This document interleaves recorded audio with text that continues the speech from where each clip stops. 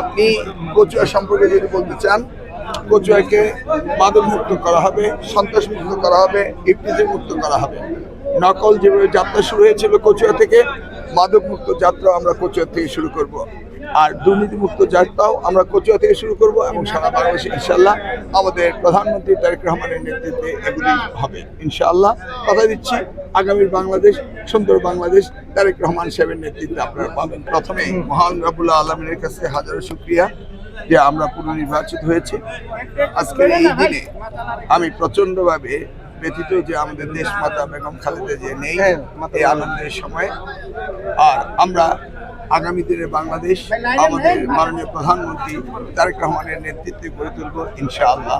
এই কথাই শিক্ষা মন্ত্রণালয়ের বিষয়ে এই বিষয়গুলি আপনারা এরপরে বিস্তারিত জানতে পারবেন, অপেক্ষা করুন।